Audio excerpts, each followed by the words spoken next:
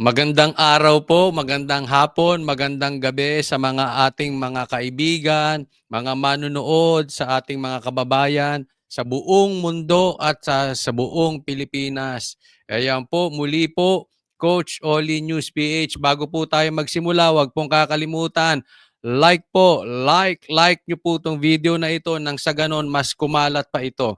Okay? At syempre, doon sa mga hindi ko pa po subscriber, ayan, o konting lambing, subscribe po kayo. Maraming salamat din po sa mga nagbibigay ng super thanks. Ito po ang magiging topic natin ngayon. Diretso po tayo agad sa balita dahil kay Coach Oli, balita ang bida. Okay, so una, PRRD, ininsulto, pati tubig, ginamit pang babastos kay PRRD. Ganyan po katindi ang Quadcom, ha? At Quadcom, merong binulgar si Marcoleta. Okay?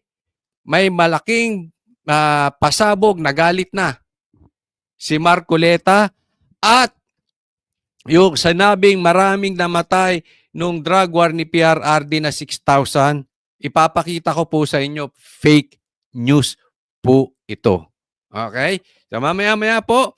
Well, anyway, diretso na po tayo sa unang topic natin. Eto po. Ayan. Tingnan po nating mabuti. Pansinin nyo ang bottled water nila. Maraming salamat po. Ito nakuha ko kay Miss Kiambao. Kiambao. Ayan. Thank you po Pero ito, okay, napanood ko to at na-observe ko to kasi kahapon nanonood ako ng balita at nakita ko. 'Di ba?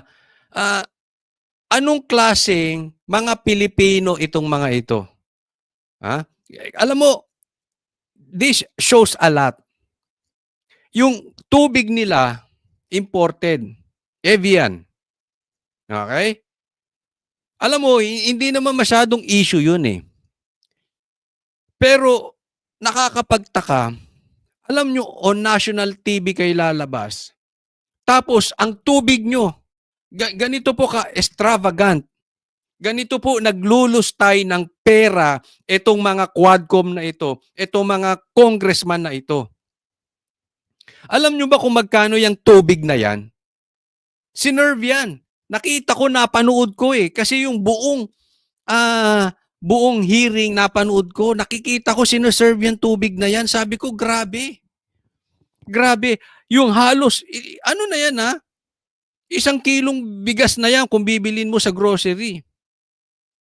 O kung sa labas pa yan, 2 kilo. Ganyan po, tubig lang po yan. Yan po ang sinerve. Nakita po yan, nakita ko po yan kahit i-search nyo. Yan po talaga, this is not fake news. Pero ito doble. Pambabastos. Pambabastos dahil tingnan nyo naman yung sinerve kay PRRD. Local. 'Di ba? I mean sa akin, wala namang masama dun sa local o imported Kahit nga tap water, uminom tayo. Hindi, wag naman. Kahit naman yung mga galong-galong tubig, yung hindi bottled, okay na sa akin yun Hindi issue sa akin yun. Kaya lang, 'di ba? Bakit ang isiniserve nyo sa Quadcom, yung mamahalin, tapos kay PRRD, yung mumurahin. This is not to insult our local brands. Pero ganyan na po kayo. Kayong mga Quadcom, hindi kayo makabayan. Imagine ninyo, kung tubig nila imported, baka pati medyas nito, baka pati brief nito, baka pati panty ng mga yan, imported. Ganyan na po. Baka pati kinakain nitong mga ito imported. Ganyan na po. Hindi lang naman itong mama na ito Hindi lang siya. Yung buong panel ng Quadcom, nakita ko sinerba ng ganyan tubig. Alam niyo po, ito sa ating mga Pilipino Kultura na po natin, di ba? Halimbawa, birthday party, yung kung ayaw mong insultuhin yung bisita mo, what you eat, yun din ang kakainin nila. Okay? Hindi sa minamaliit ko yung tubig natin.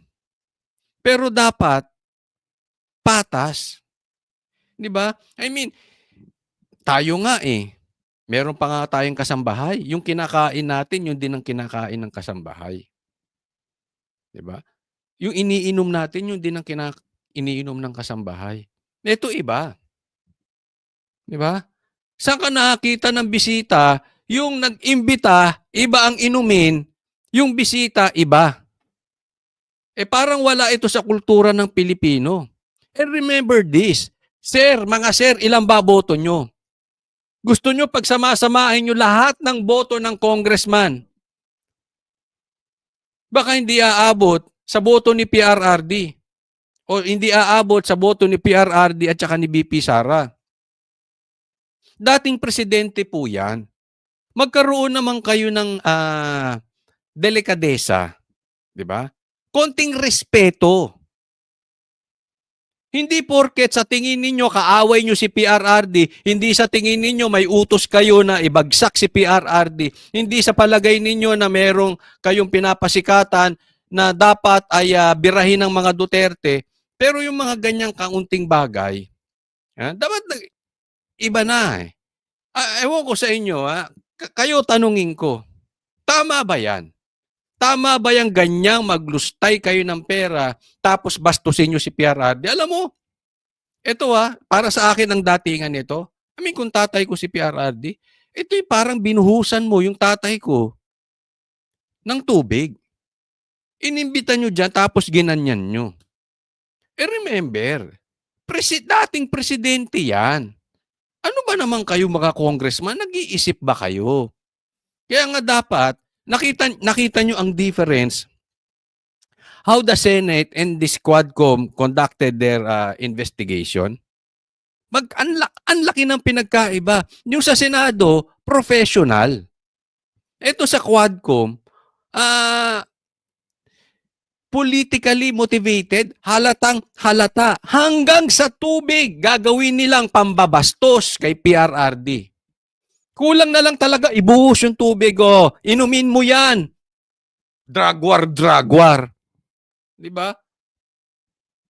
Alam mo yung konting bagay na ganyan, insulto yan. They are flexing their muscle. Hindi ka na nakaupo. Kami yung nakaupo ngayon. Pinapakita nito mga lintik na ito na ang kanilang ihi ay mataas. Wala kang PRD. Remember this. Ang boto ni Duterte nag-transfer kay BP Sara. This is not to insult BP Sara, but it shows nagustuhan ng taong bayan yung drug war ni PRRD. Nagustuhan nila yung serbisyo ni PRRD. Otherwise, talo si BP Sara. Not considering siya ang may record votes na natanggap sa buong history ng bansang Pilipinas. That shows gusto, wag niyong kakalimutan, mga congressman, that shows gusto nila yung ginawa, gusto natin yung ginawa ni PRRD. Wag po niyong lustayin ang pera ng taong bayan. Ito naman, ipapakita natin kung paano nilulustay ng pera nitong mga ng taong bayan itong Quadcom. May binulgar. Pakinggan po natin si Marcoleta. Saan po napunta lahat ang panahon ng House of Representatives? Lahat ng panahon, lahat ng resources saan napunta? Ayan, lahat ng panahon, lahat ng resources ng House saan napunta. Remember this, si Marcoleta po ay congressman. Okay? So hindi po siya yung ordinaryong Pilipino na sasabihin na katulad ko, na ordinary citizen, baka sabihin nyo, galit lang talaga yung kayo sa Quadcom. Hindi. Si Marcoleta po, congressman. Nakikita niya yung nangyayari dito sa Quadcom. Iyan ay paglulustay ng pera. Saan napupunta ang panahon? Yung panahon, bayad po yan ng taong bayan, ng congressman, ng House. Saan napupunta ang resources? Yung pera. Lahat na ginagamit para sa House, saan napupunta? Sa Quadcom. Anong trabaho ng Quadcom? Bastusin, idiin, pasamain, padumihin ang Duterte at the end, i-impeach si BP Sara. Wag na po tayong maglokohan. Kahit pula, alam nyo yan. Kahit na yung mga loyalista, alam nyo yan. Wag tayong magbolahan dito. I'm just talking about the facts. Alam niya ng dilaw, alam niya ng pula. Alam niya ni Trillanes, alam niya ng mga idol nyo. Pera ng taong bayan na buhos, panahon ng House para tanggalin si BP Sara. Quadcom. Inimbita po ang Pangulong Duterte. Yung Quadcom ay pinag-isang apat na komite. Ang Quadcom pinag-isang apat na komite. Okay, so apat na komite, nilagay nila sa isa. So ibig sabihin, yung Quadcom composed of 4 committees. So matindi. Ang ibig sabihin, bakit mo pagsasamahin? Anong purpose? Ibig sabihin, meron silang matinding proyekto. Ito bang proyekto na ito bang gagawin ng Quadcom ay makakatulong sa taong bayan? Kasi pinagsama-sama nyo yung komite. So we expect na malaki ang responsibilidad nito. Malaki ang matutulong nito sa taong bayan. Oh, anong ginawa ng Quadcom? Na ang kanilang gawain ay usigin ng isang tao lang. Yun. Yun yung sinasabi ko, wag na natin paikot-ikutin kahit pula, kahit mga loyalista ni Marcos, kahit yung mga loyalistang vloggers ni Marcos, mga tagasunod ni Marcos, alam yan. Dikdikin ang Duterte. Wala po ito sa kasaysayan ng ating bansa. Yun ang masakit. Yan, may na-interview kami, di ba? Nakalimutan ko yung pangalan niya. Na-interview kaming tumatakbong congressman sa SMNI. O, doon nga pala sa mga commercial, doon sa mga hindi pa nakakaalam, ang Banateros po ay may programa sa SMNI. Ang talagang number 1 nagsasabi ng katotohanan na mainstream media, SMNI. Monday to Friday, 8 p.m. Okay, so asa na tayo? Nawala ako. Ulitin nga natin. Ng ating bansa na nangyari ito. Ngayon lang nangyari. Ayun, nangyari. Sinabi niya, matagal na siyang congressman. Yung pagdinig, hindi lang po si Marcoleta, yung mismong tao na yun na na-interview namin, yung pagdinig na ginagawa sa presidente at yung paghahabol nila sa confidential funds ni BP Sara, ngayon lang nangyari sa administrasyon mo, Marcos. Dahil hinayaan mo ang iyong pinsan maging speaker. Marcos, you have blood in your hands. Kahit kasabwat ka dito or hindi, indirectly, you cannot excuse yourself. Because you are the president, why did you allow your cousin to be the speaker? Delikadesa, Marcos. Kung meron ka. Ang pag-uusisa po ng isang krimen o paggawa ng krimen o anumang krimen na kinasangkutan ng isang tao, yun po ay gawain ng piskalya. Yung pag-uusisa, kung may nagawang masama ang isang tao, let's be specific, Quadcom. Yung may nagawang krimen, trabaho po yan, yung pag-uusisa at pag-iimbestiga ng piskalya bago iaakyat sa korte. May pagkaabusado ito. If you go beyond your power and you abuse your power, anong tawag sa'yo? E di abusado, ganun kasimple. Hindi nyo trabaho mag-usisa. I mean, hindi, pinapanood ko yung hearing. Kahapon, sabi ko, itong mga tanungan nito, ay parang gusto nilang idiin si PRRD. Hindi makakuha. Remember this, kung gusto mo makakuha ng facts, ng detalye, paano ka makakagawa ng batas? Kasi yan po ang kanilang trabaho ay gumawa lang ng batas, hindi magdesisyon kung sino ang tama o mali. Dapat inimbitahan nyo yung magkabilang panig. Yung nabiktima ng drug war at yung nabiktima rin ng mga adik. Yung mga gusto sa drug war at saka yung mga ayaw sa drug war. Sinong natulungan ng drug war at sino ang nakawawa ng drug war? Bakit? Patas dapat dahil gagawa kayo ng batas. Hindi kayo maghuhusga. Eto mga ito, I mean, we cannot blame the people kung tinatawag kayong abusado. Kasi ginagamit ninyo yung posisyon ninyo, yung kapangyarihan ninyo para idiin ang inyong kaaway. So mas naniniwala ang taong bayan na remember this. Mas naniniwala ang taong bayan na this is politically motivated. Mas naniniwala ang taong bayan kay BP Sara. Ito po yung ating National Prosecution Service sa ilalim po ng pamamahala ng Department of Justice. Kaya meron tayong fiscal. Kahit kailan hindi po gawain ng Kongreso.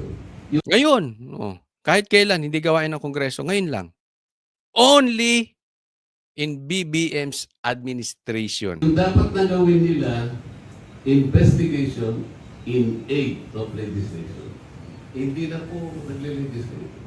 Tinutugis na po yung matano. Kung paano tinutugis ng good government yung Vice President, tinutugis ng Quadcom ang past President.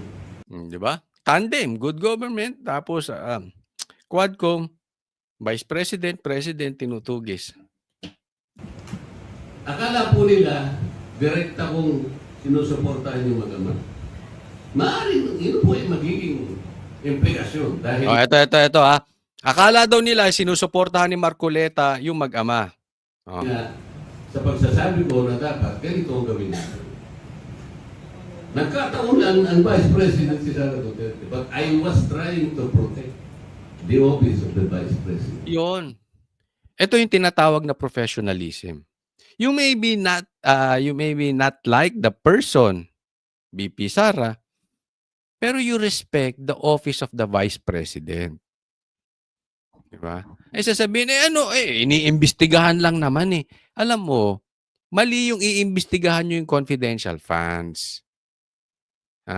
Una, hindi nyo trabaho yan. Pangalawa, confidential nga. Pangatlo, kung patas kayo, dapat imbestigahan din nyo yung confidential funds ni BBM. Walang matalino, wala na lang sabihin nating nasa matinong kaisipan, maniniwala dyan sa mga sinasabi nyo. Unless panatiko ka kay Marcos, na kahit na sabihin, hindi ko pinagbibintangan si Marcos na kahit sabihin na kahit anong gawin ni Marcos sa harap nila, Marcos pa rin sila. Kahit magdroga sa harap nila, again, hindi ko pinagbibintangan. Pero kahit magdroga, wala Sarado na utak. Baka pati sila nagdodroga. Di ba? Not the person. Nangyari lamang po na si Sara Duterte. Wala nang po magagawa. Siguro po, kahit na si Paduano ang Vice President, ganoon din ang gagawin ko. Tama, kahit si Paduano pa ang Vice President yung ang gagawin ko. Ibig sabihin, hindi ito about the Duterte lang. Tama. Pero hindi. Marcoleta magiging Vice President si Paduano? Pambihira.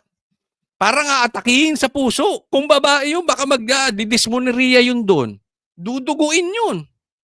Tingnan mo, ayun ko kung tama ako na obserbasyon kasi baka nalingat ako dahil pinanood ko yung live tapos bumiyahe na ako papunta sa SMNI. Nakikinig ako sa habang nagda-drive. Pagdating doon, syempre, nakasalang na kami. So, yung part na yun hindi ko nakita. Pero parang hindi nagtanong si Paduano. Ang tapang-tapang, pero hindi nagtanong Oo, hanggang doon sa napanood ko. 'Di ba? Pero alam mo, feeling ko ito sa tingin ko. Magtatanong si Paduano kung kailangan ng i-contempt si PRRD. Tingin lang naman natin yan, opinion lang ha. Sa tingin ko ay yan ang magpapakontempt kay PRRD. Pero ito lang, huwag niyong kakalimutan. Baka mag-backfire, baka bumumerang, baka bumalik, baka bumwelta sa inyo pag kinontempt nyo si PRRD. Alam nyo yan, hindi kayo bobo. Mahal pa rin ng Pilipino si PRRD. Alam mo, ito lang sasabihin ko sa mga Duterte. Personally, hindi kayo nag-iisa. At alam yan ng Quadcom. Hindi nag-iisang Duterte. Hindi nga nag-iisang milyon eh. Baka nga hindi lang nag-iisang daang milyon. Ang daming nakasuporta sa Duterte. And they are just waiting for the right timing na magsalita ng go si BP Sara. Dadagsain yung kalsada. Hindi ako nagtatawag ng rebellion. Hindi po. Ang ibig ko lang sabihin, yung sobrang pagmamahal ng isang tao sa isang tao, pagmamahal ng bayan sa isang tao, dahil ang daming nagawa, tapos babastusin ninyo at ikukulong ninyo, kaawaan kayo ng Diyos. Ang laki ng nilinis ng Pilipinas nung panahon ni PRRD. Gaganyan ninyo. Make our day. Hindi po ako nananakot. Alam nyo, kumpirmado nyo, totoo tong sinasabi ko. Again, ulitin ko, hindi kayo bobo. Ang pinakakulang po ngayon ng Kongreso, yung dalawang kapulungan po, sinasabi ko, mapa Senado, mapa sa Kamara, yung tinatawag nating oversight function. Ano po yung halaga ng oversight function ng Kongreso? Lahat po ng batas na ginawa ng Congress, dapat meron pong magbantay doon sa pagpapatupad nito. Wala na pong nagbabantay. Yan totoo eh. Wala nang babantay. Yung batas na ginawa, dapat may nagbabantay. Hindi lang yan. Wala nang nagbabantay sa pera kung saan napupunta. Diba? I choose to believe yung sinabi ni BP Sara na ang pera ng buong Pilipinas hawak ng dalawang tao lang. Martin, Speaker Martin, at saka itong si Saldico. Imagine ninyo, pera ng buong Pilipinas hawak nila. And do you think they are capable hawakan ng pera ng buong Pilipinas? You think responsable silang hawakan ng buong pera ng Pilipinas? Sa tingin ninyo, katiwa-tiwala na magagamit ang pera ng buong Pilipinas sa tamang paraan kung ang hahawak nito ay si Martin at si Saldico? Kayong pumili. As far as I'm concerned, mas gusto kong maniwala kay BP Sara kesa kay Martin. Ang layo naman. It's just like night and day. Ang layo po. At ako'y naniniwala. Tanong, may kakayanan ba sila? Meron ba silang karakter? Hawakan ang pera ng buong Pilipinas itong dalawang mama na ito? Ako tatanungin nyo? Opinyon ko, hindi. Tingnan nyo, anong nagawang proyekto? Ayuda rito, ayuda rito, ayuda rito, ayuda rito. Ultimo sa tubig, pinakita ko. Lustay sila. Ilan na po ang lumalabas sa social media ang yayaman na ng itong mga ito? Na dati nagtatricycle lang.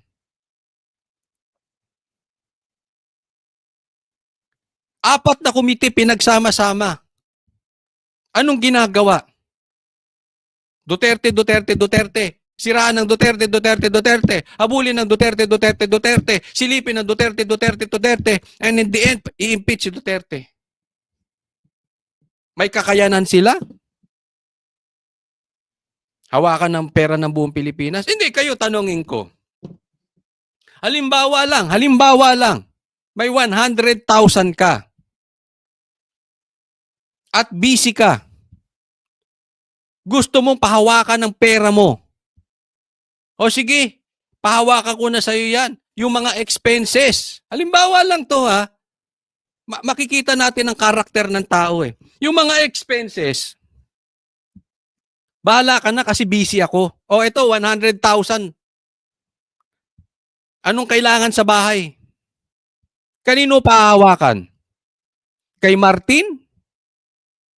O kay BP Sara? Kung pinahawa ko kayo kay BP Sara, baka pati kapitbahay ko natulungan. Kanino pahawakan? Kay Saldico?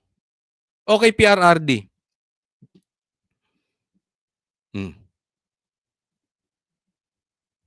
Eh baka pag pinahawakan ko yan kay PRRD, mamatay yung mga adik sa paligid ko. Eh di ba? Malinis yung kalsada. I mean, seriously. Di ba? Kanino pahawakan yung pera mo? Ako kung mangyari yon, I'm very confident. Tatay, ito hindi dahil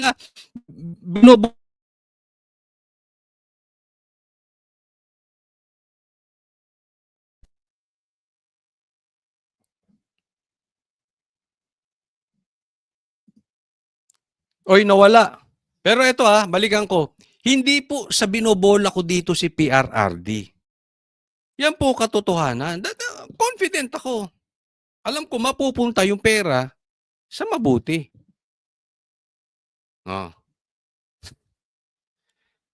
I'm just imagining, paano ko si Martin ang humawak ng pera ko? Ay, nako. Eto. Next topic naman tayo.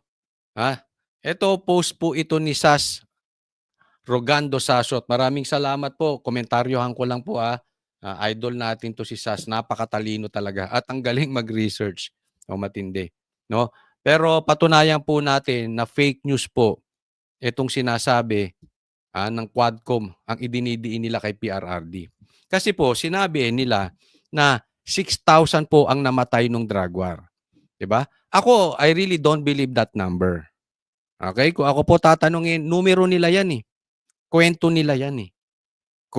Kwento yan ng Makabayan Black. Hello! Convicted child abuser, papaniwalaan nyo. Quadcom, ang daming kaso. Alam naman natin, inaharang ang Duterte. Pero for discussion purposes, let's assume totoo yung numero nila na 6,000 ang namatay nung panahon ng drug war ni PRRD. Tingnan nyo. Ang tahimik ni Anyo, sabi, noon binibida niya ang 1,222,363 drug users and personalities na sumuko. Historical. Yan ang sabi ni Anyo. Pero ngayon, tahimik. Ngayon, nasan na ito? Walang paninindigan. Ilan nga pala ang drug user at personalities na nag-surrender under BBM? Meron ba? Wala. Isa? Dalawa? Sila nga takot magpa-drug test eh. Di ba? How can we believe these people na takot magpa-drug test? Ito sabi, we saw the biggest voluntary surrender of 1,222,363 drug users and personalities, which is a feat that has never been seen in the country's history. Record. Philippine record. Sumuko. Kaya ang linis ng kalsada nun naalala nyo?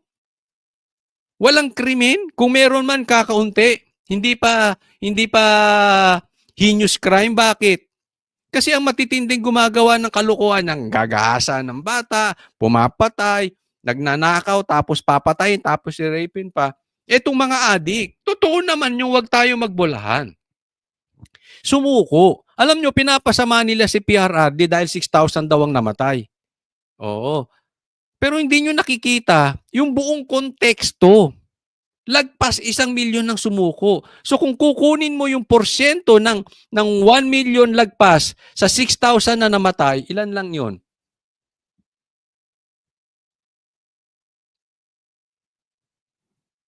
Wala ngang ano eh.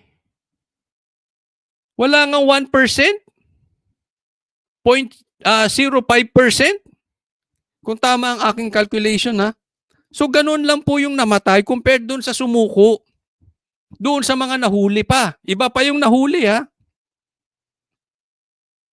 These drug surrenders have undergone the Philippine National Police Recovery Wellness Program where 48% are now living a normal life from the perils brought by illegal drugs.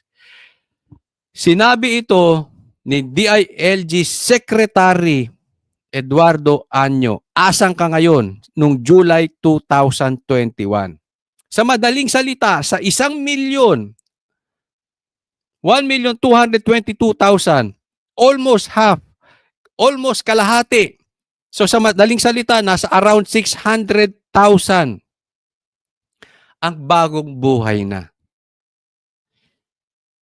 Alam nyo, malaking bagay po yan.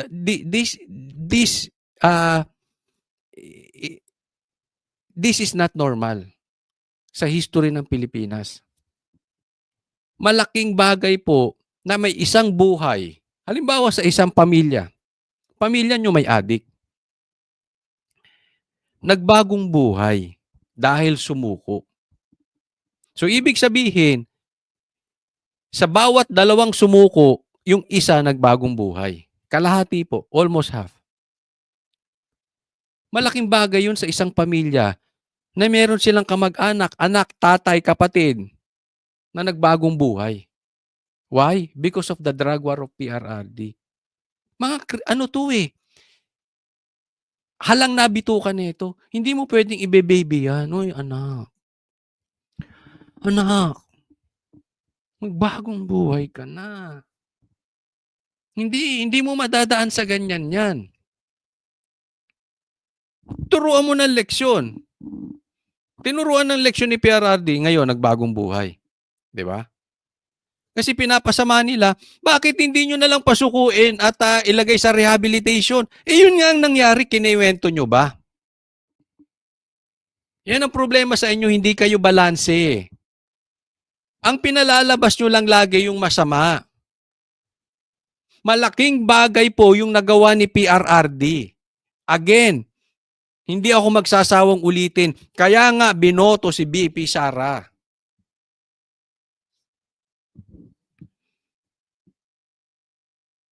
Tingnan nyo. Oh, yung pagbabagong buhay. Daming sumuko. Nagawa ba ngayon? Sige nga. Ilan ang nabagong buhay ngayong panahon ni BBM? Nagtatawag ang taong bayan ng drug war. Ay ng drug war at saka drug test. Ano sagot ng ibang congressman dyan? Manumpa muna si BP Sara? Pambihira.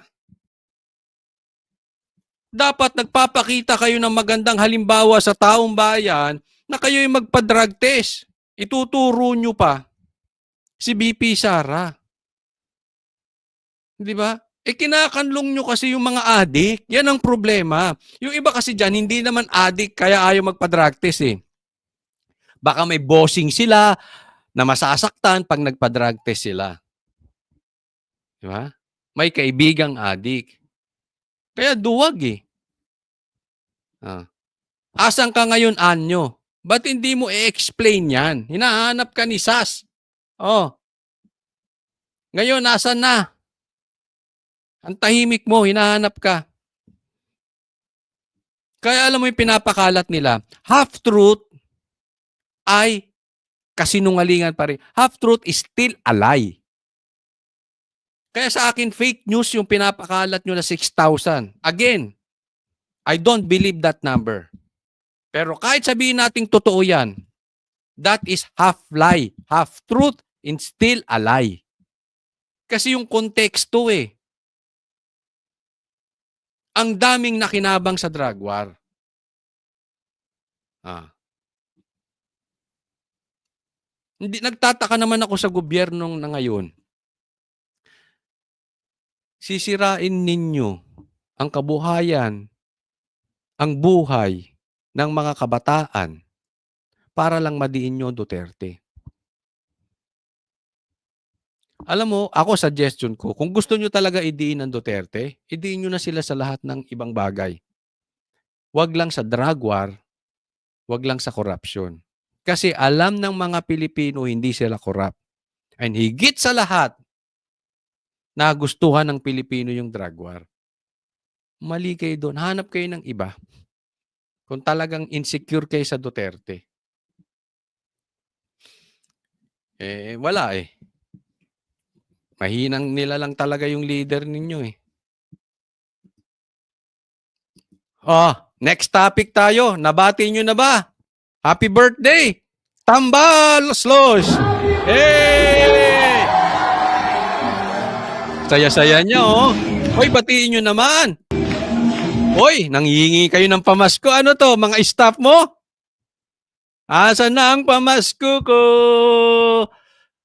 Tambalos-los. Tambalos-los, tambalos-los. Grabe. After the hearing, nag-celebrate sila. Ano ba sineselebrate ninyo? Dahil sa tingin ninyo, nadiin nyo ang Duterte? O dahil nag-birthday yan? Ha? Si Tamba. Oy, saya-saya nito nila, oh. Ay, indak niyo, magpapasko na. Batiin nyo naman. Doon sa mga manunood, batiin nyo ng happy birthday ito. Si Martin. Speaker man. Oy, naku, may koryo pa. May hinanda yung kanyang staff. Magkano ba? Hindi, magkano ginastos dyan sa birthday na yan? Ay, saya-saya. Oh, ako I wish you Martin a blessed birthday. And sana last mo na 'yan. Hindi. Sorry po. Ba't ka nagso-sorry? Sorry po. Ano 'yun? Tito joke. All this joke. Tito joke. Last mo na 'yan ngayong taon. Tito joke. Sorry po. Tito joke lang ha. Oo. Last mo na. Hindi, ayoko mamatay ito si Martin. Alam mo, wag natin i-wish na mamatay ang tao. Hindi ko po siya wini-wish ha.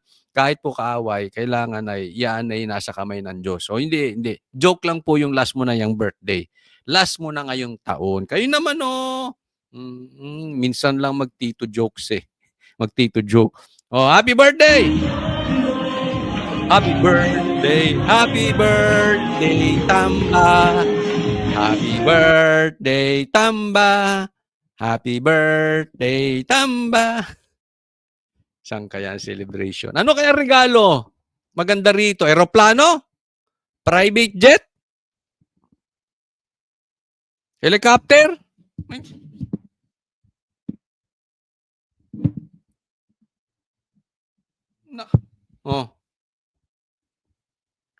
Kayo, anong iririgalo nyo? Lagay nyo sa comment section ha.